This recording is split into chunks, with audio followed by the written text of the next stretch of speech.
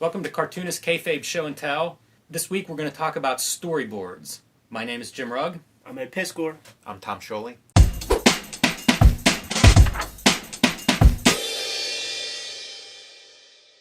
Storyboards and comics, a lot of very similar. If you're not sure what you're looking at, I think there's a lot of common ground between the two. Often we see cartoonists that get into storyboarding. Sometimes they do both. Gabriel Hardman is a guy I think of. He starts out in comics in the late 90s. He's kind of unhappy. Goes on to storyboard with guys like Christopher Nolan, Sam Raimi's Spider-Man, some of these big projects, and then comes and goes between comics and storyboards. So I think there's a lot of, from a cartoonist and making point of view, a lot that we can take from storyboarding. I view it almost as a draft, right? Sure. In the case of a movie, you're taking a very big budget project and for much lesser money, planning it out and really getting a detailed idea of like, will it work, how will it work, and what will we need to do to make this? You know, where does the budget go? And I think from a cartoonist standpoint, we can get things from storytelling practices of film. You know, things like cinematography, spatial definition is, I think, something that's emphasized more in film, so we'll see that in storyboards. So this week I thought we would just look at some of the storyboard stuff that has been published that, you know, is relatively easy to access, and in some cases by some artists that we admire and enjoy. Yeah, I look forward to it, man. I have a couple storyboard books myself, and there are certain things that I've discovered online. Like, I'll make a controversial statement right here. The best storytelling in a Stephen Platt comic ever is the storyboards he did for the Iron Man movie. You could actually read it and tell what the hell's Yes. going on there. There are a lot of great resources online for storyboards. There's some of like the Coen brothers storyboard artists, and then, you know, like shot-by-shot comparisons. I'm a big fan of their compositions and things, so it's interesting to see those kinds of resources, and they are relatively easy to find online now. So yeah, this is just kind of a primer for some things to look at and maybe to consider in the adjacent to comics scene. Should we go put some of this stuff under the microscope, Jim? Let's do it. Movie storyboards, the art of visualizing screenplays. This is a collection of several storyboard examples from different artists, different movies and stuff. So we'll look at a couple of the what they have included.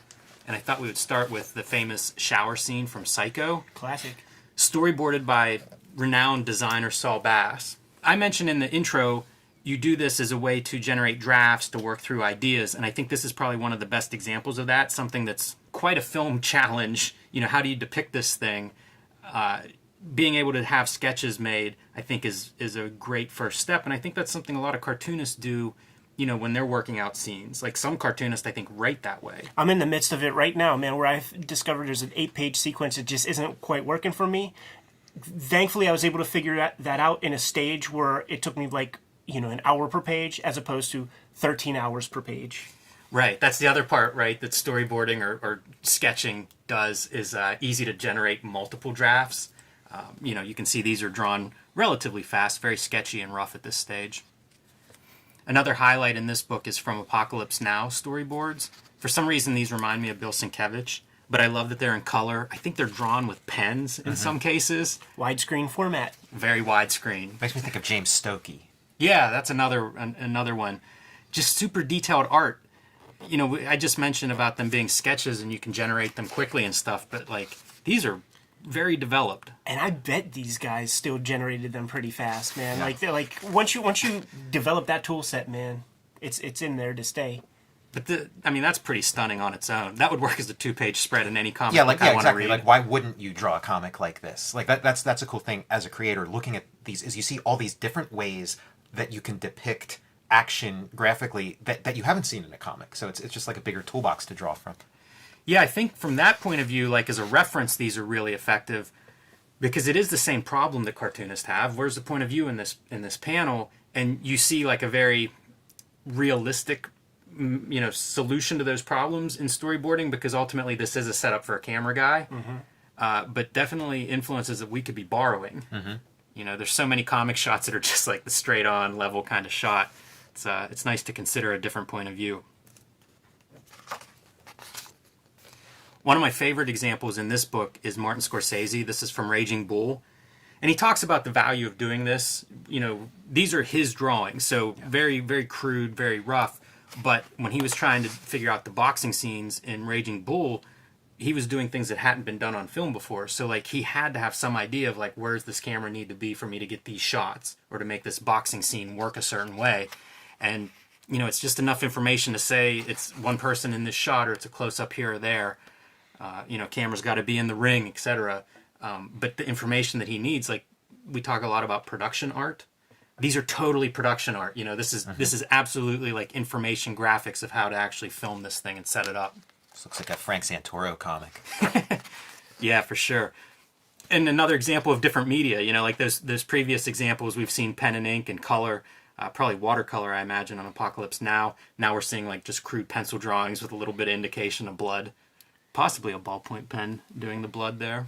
If Kayfabers have stuck around for our weekly shoots, they know that I'm a devotee of these master classes, and there is a Martin Scorsese master class, and he was talking about like how his love of film, you know, his entire life, when he was a kid, asthma, all that, went to go see, I don't know, Spartacus or something in the 50s and ran home, didn't have access to a camera, didn't have access to costumes or 10,000 people to get his vision across, so he basically made the movie on paper. They show off examples of these storyboards, he calls them, on the masterclass, but it's wordless comics. Yeah, he could have had a big career. Is that Steranko? Yeah, that looks like something Steranko was into if he didn't do it himself. It's not. It's not. Yeah, I mean, because this looks like his like Sherlock Holmes or something. Yeah, I mean, he did do those initial Raiders pictures, but yeah, not the. I'm always impressed with the color mock-ups. It just feels like it defies that quick sketch part that, you know, we talk about. I like the little stuff too, the indicators of like zoom ins and camera motion and things like that. You start to see a little bit of that creeping into the vocabulary of comics. I've seen like some people, you know, use that Shaw kind would of do stuff. little things like that, I think. Yeah, often I would see it in like Golden Age layouts where it wasn't clear where the next Right, panel yeah. was, so A the red arrows arrow. were there to be like, read this one next. I think the cartoonists who do work in both disciplines do kind of take stuff back and forth that enriches the work. There's a movie favorite, right? The Crow. This don't look like James O'Barr. But it does look like 80s black and white boom. It looks like Outlaw Comics. Yeah. It does. That's a great panel for Outlaw Comics. This stuff here. This book's pretty cool. Like, it has Salvador Dali artwork in it. It has stuff going back to Orson Welles movies. So it's a pretty broad sample of, That's beautiful. different approaches, different eras. And we'll get into some more of those. Like, there are some Star Wars in here, but I think we'll look at that in a separate book that's dedicated just to the Star Wars. Sometimes I think you can see, like, they're looking for different information. Like, to me, this is about light and light source and management. Beautiful And drawings, composition. but, that's, I think, the information they're providing there for the filmmaker. So these are some of the Salvador Dali pieces. They're almost more concept art, I think, maybe, than storyboards. But whoever put this book together, I guess, had access to it, so you're not going to cut Salvador Dali. This Yeah, is very yeah. Ditko. Yeah, it really is. Yeah, was- this is totally Ditko. I was just listening to a podcast where talking about Salvador Dali pitched the Marx Brothers a movie that ended up not being made, but they just made like a graphic novel of like what it might have been. Oh, wow. Using his art? No, but they tried to like recreate like the thing because there wasn't too much art or anything. There was basically just like a treatment. Sounds like a way to get his name on a book. For sure. The Art of the Matrix. Obviously, whenever The Matrix came out, super popular movie. So they published this book. It features two prominent cartoonists, Jeff Darrow and Steve Scroce. And the interesting story with those guys, they storyboarded this movie before the movie was greenlit because there were so many cutting-edge effects and things that were planned for this movie and a relatively big budget for relatively unknown filmmakers.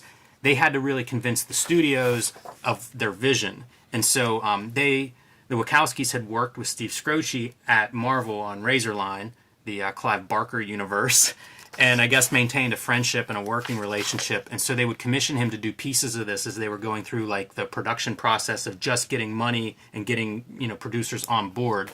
So this is Steve Scroce art here. Some of the sequences are very similar to what ultimately made it into the film. Some change quite a bit. Some are cut all together. And there are extensive notes throughout talking about, how these scenes were used, changed, how the working process went. They would often get together for kind of like small. I don't know if they had like a chunk of money or to do like X amount of scenes, but they would get together for a few days, go over some stuff, make these scenes, and then go to the next round of like trying to get this thing greenlit. And it's pretty detailed. This is the entire story is in here, and then these are some Jeff Darrow storyboards. A very iconic scene. Neo and Agent Smith in the subway shooting it out, fighting it out. Kind of neat to see Jeff Darrow, a guy who's very detailed and tight artwork, in a more... Going a little bit loose. Yes, a little bit loose, but also standards. in his pencils. It's got to be that he's tracing these to clean them up, I assume, because they're still very, very detailed and very clean. Talk about the relationship between storyboards and comics. It's like we got, legit comics artists, doing the storyboards for a movie, and then the success of the movie finances more comics. Like the Wachowskis started their comics line that all these guys had books on.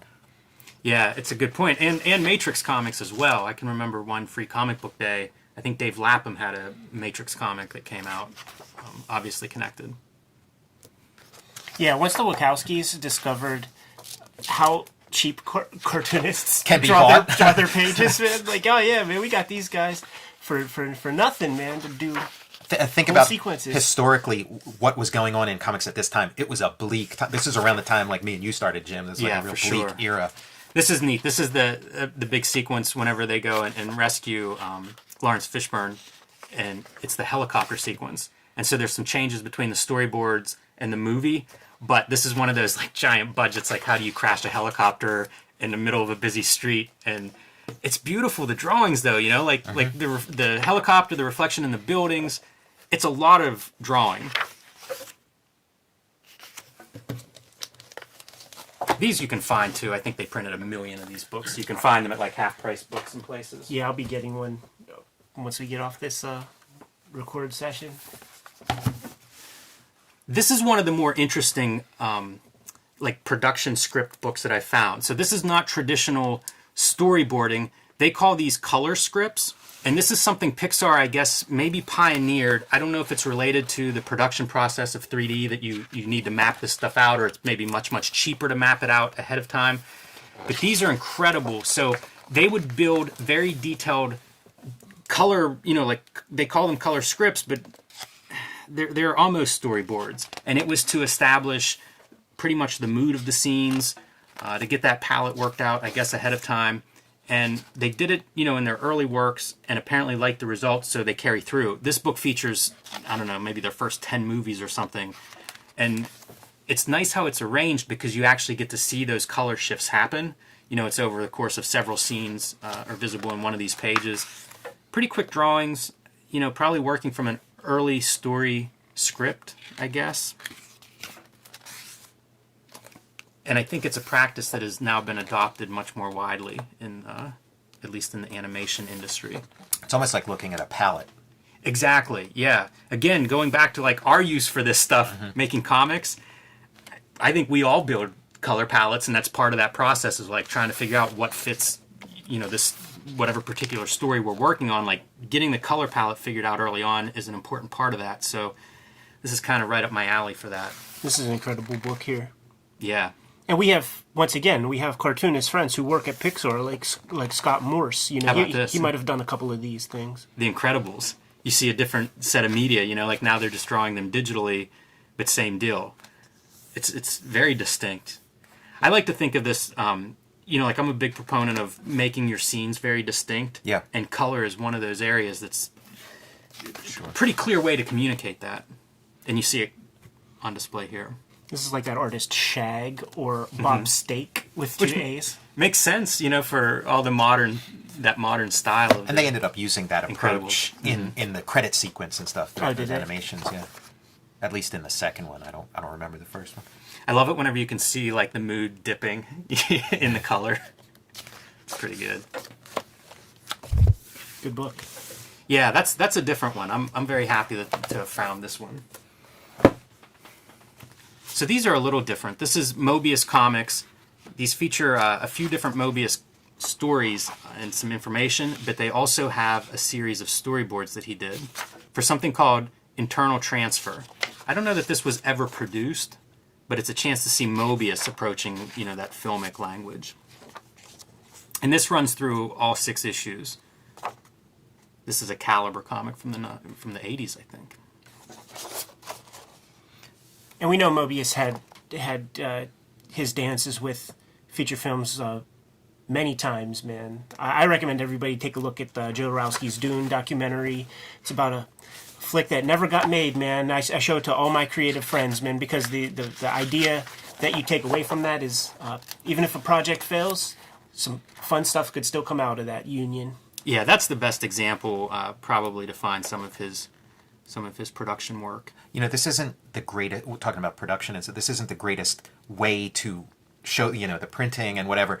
But it does show you that you know, in a lot of cases, you can take storyboards and just repurpose them for print and you know, Make where's them the problem? comics. Yeah, they're comics. It reminds me a lot of something like Stray Bullets. Yeah. David Lapham's crime comic that uses the 8-panel eights. grid, and it's, you know, like that's a comic and an artist that's influenced obviously by film and kind of comes across in his storytelling.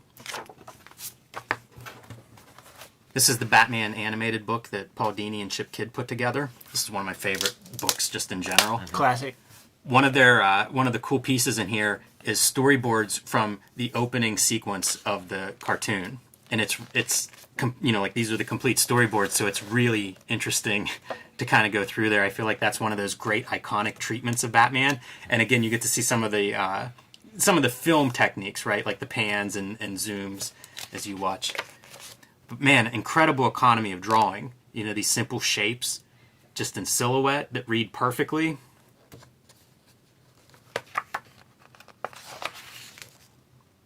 And, you know, Bruce Timm doing the storyboards here. So this is a book of Star Wars storyboards, and it's I'm a huge Star Wars fan, but like I'm always interested in you know, when you're trying to figure out this thing that no one's ever seen before, like what is Star Wars? You know, even George Lucas didn't really know quite what it was. So you see these like approaches to the world and the characters that are like very different than what we ended up with. Like one of the things I took from this book was just seeing like how well you can tell a story like purely in pencil, and some like I work entirely in pencil now, so This artist might have been the one who did the Apocalypse Now, or I like this name. It was floating around in the other books we just looked at. So yeah. And this is like like he didn't come from a storyboarding background. I think his name's pronounced Tuvalaris. So I mean, you don't really see storyboards that look like this. Like as this volume goes on, they start to get that format, which is kind of like the Joe Johnston format, and this kind of becomes like what they look like from here on out. I love these drawings. Like, they're done in marker, you know, a fine liner type marker for the line work, and then those bigger, almost probably equivalent of a Copic marker or something today for some of the shading. I find these very attractive, though. And it, you know, there are like what we call silent comics or wordless comics, where the storytelling is all done without the benefit of any words. And like you say, Tom, this is kind of a very similar approach to storytelling. Since the markers are non-archival, I like the way the colors have sort of transferred. They've gone from like gray images to kind of brown, red. You got C-3PO with like a ball gag. Trying to figure out what the Millennium Falcon's going to be. And then Joe Johnston, who did a lot of these, he ended up becoming a movie director, directed The Rocketeer, the first Captain America movie. This stuff looks so great. Like all the space stuff in the spaceships. It feels like this was essential for Lucas trying to figure out like how do we film this stuff to capture that grandeur and the size and scale of outer space. And it feels like these things, you wouldn't have Star Wars without this kind of For sure. building. And like you were saying about the Matrix, it's like he's trying to convince these executives of his vision and trying really hard and failing in a lot of cases. So how else are you going to do it? Boy, these are nice drawings. You mentioned Frank Santoro before. Like, this feels a lot like some of his marker work.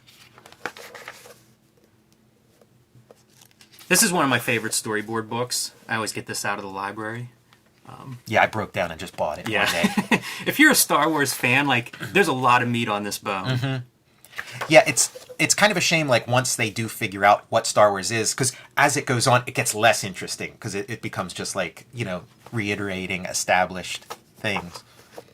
But, like, the first third of this book is a lot of fun. That's funny. Yeah, once you start to establish the characters, like, Howard Chaykin did it better in the comic. Okay, little Yoda. Mm-hmm.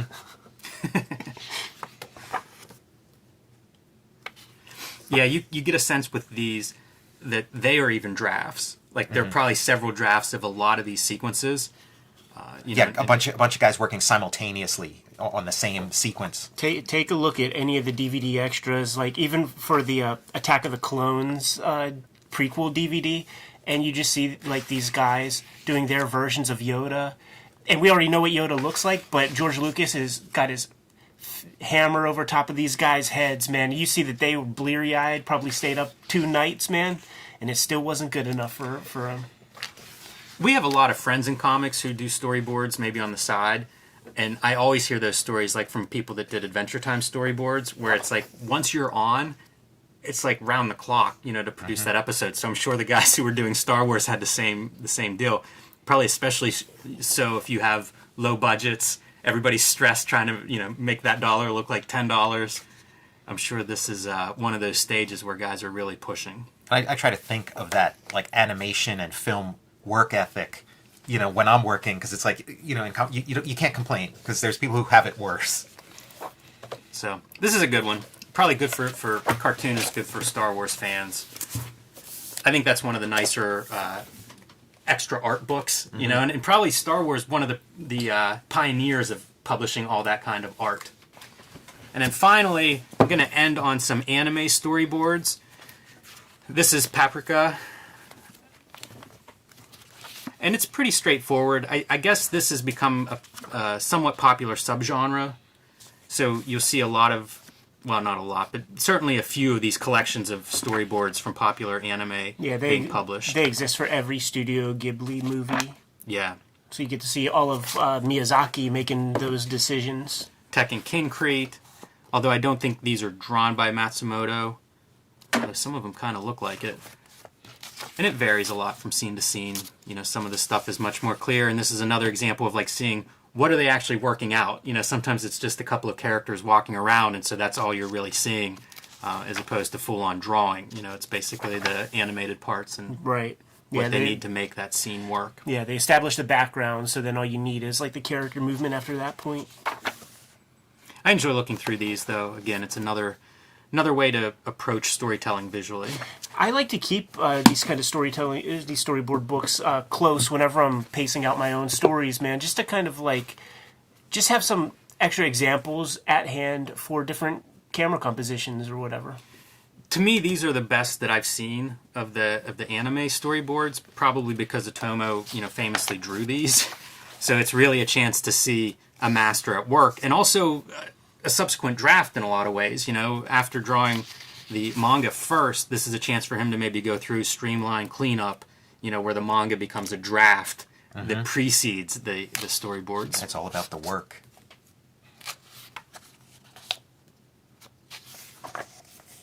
I don't know why these aren't more widely available. They'll set you back if you track down a copy on eBay these days. Yeah, or just go to Korea.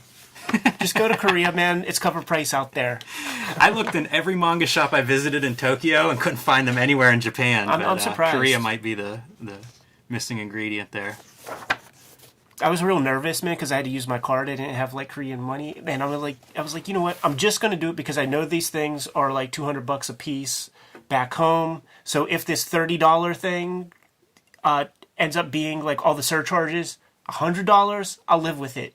The surcharge, the extra fees from transferring US to Korean, it's like $3 or something. Oh man, yeah. You should have brought a suitcase of these things back. Could have been a side business. It crossed my mind, man. It crossed my mind. I love the design on these too. I just think they're beautiful. Have you sat down and like tried to read these like as comics? Because it works. Yeah, you get into almost like a trance. It kind of it's another type of reading experience. That's something I always think with the grid. Like anything that's gridded, after you read a couple of pages, pretty soon it falls away. Like the same size panels, it just becomes the content of the panels, which is what you're going to get in in a reading experience like this, and that's a great effect. Like that's totally an effect I'm aware of in comics. Yeah. The cool thing about these storyboards is that you could see the amount of seconds and milliseconds that will go into everything you see on the page. So as the camera pans or whatever, Otomo's making those decisions. And if you see,